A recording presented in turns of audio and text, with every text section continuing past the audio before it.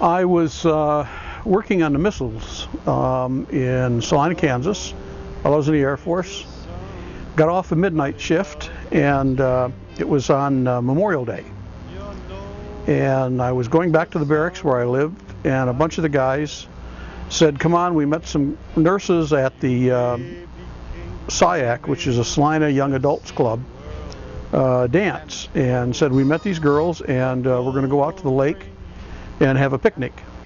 And several of my classmates said that there was some airmen coming from the base, and they were going to go to the lake.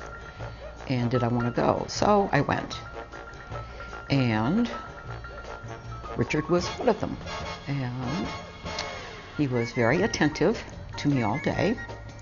Made sure that I had suntan lotion on so I wouldn't get burned. He was pretty cute. I was attracted to Shirley. She seemed like a really nice person. So we sat together and talked about our families and other things. And so that's how I first met your mother, and that was in Memorial Day, 1962. And then a couple hours later, I got a phone call.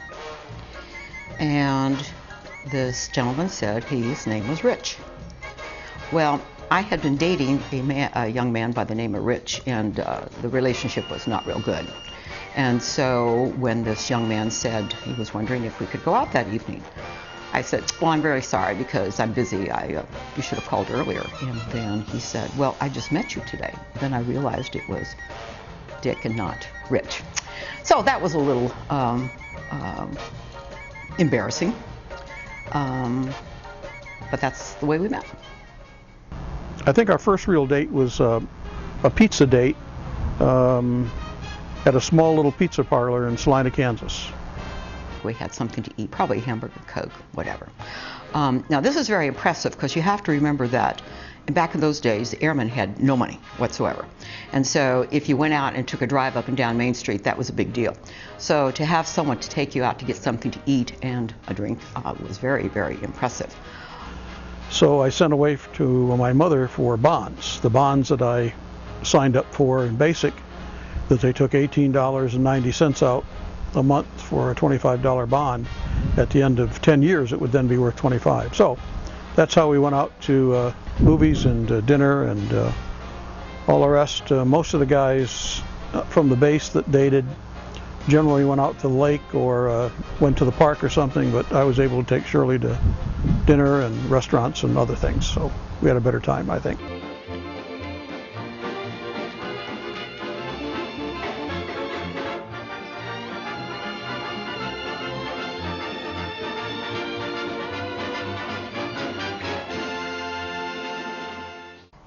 Two weeks later was my birthday, my 20th birthday. And I was sitting in the classroom. We were in one of our clinical nursing classes, and the door opened and a gentleman was delivering a dozen red roses, and they were from Richard. And so I was pretty impressed because, again, as I said, they never usually had any money. Of course, I found out later from his mom that he kept calling home and saying, "Send me my bonds, send me my bonds." So he was cashing in all of his bonds to impress me. Pretty cute, huh? You know, I really don't remember the first kiss, absolutely. I know that it was probably after I took her back to her living quarters at Marymount Nurses Training Center. Well, I don't remember, but he was pretty sexy, so it had to be on our first date, I'm sure, that we had our first kiss. And he's a great kisser, so I'm sure the kiss was wonderful.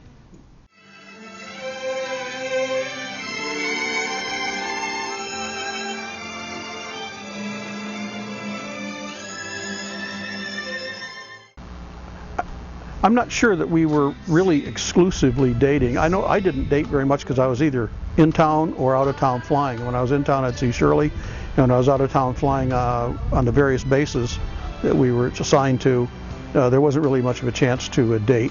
You showed up, you worked, you went to bed, you got up, you worked again until you finally went back to your base. Just before the missile crisis in 1962, that I was sure that I wanted to have a closer relationship with Shirley? I think we finally knew, or I finally knew that he was the one for me. Probably the biggest hint was the flowers. That was pretty sweet, and I was pretty impressed by that. But we spent a lot of time together, and it was pretty special. I didn't date anyone after I met him, and so I think I decided that he was probably the one. He, of course, was in the Air Force, and at the time of the Cuban Missile Crisis, he called me and said he was being shipped out. And of course, I was very upset and cried. And so I think when you get that kind of feeling about someone that you've met, that kind of gives you an idea that this is the one that you want to be spending the rest of your life with. When did I know she's the one, and when did I propose? As I said earlier, it was during this is the beginning of the Cuban Missile Crisis. I got back after the crisis was over, and I decided when I was gone, those kinds of events are very serious in your life. You didn't really know whether you was going to get a chance to live a whole lot longer. You didn't really know what was going to happen. Everybody thought we were going to war. So I made up my mind that I wanted to marry Shirley. I went over to her a house that she shared with a couple of other nurses. And by this time she was a graduate nurse, and I think she'd already passed her state boards and was a registered nurse. And I asked her to marry me, I think it was Halloween Eve or Halloween night in 1962. I think it was when he came back from being deployed during the Cuban Missile Crisis, and I think he got down on his knee and said, "Would you marry me?" And as I said, it was such a relief to have him home after being so scared that I thought he was going to Cuba. I said yes. I'm really not sure that I know what the secret is to a successful marriage. I know that it takes an awful lot of sharing and maturity on the behalf of one more than the other, and that certainly is Shirley. I'm sure I've given her fits throughout our married life, and in fact couldn't really imagine a time without her. I don't know what a successful marriage is. I just know that I've been very happy with my life with Shirley. I don't think I'm an expert on how you have a successful marriage. There is a lot of sharing. You have to be attuned at all times to what your partner needs and try to fulfill that.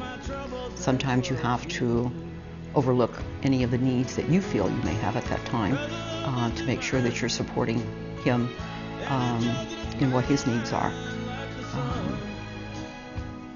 I just know that he is a very compassionate person and is always attuned to what everyone's needs are and always wants to fix things, whether it's physical, whether it's emotional, or whether it's financial. He wants to make sure that everyone is okay, and that's very special in a marriage partner.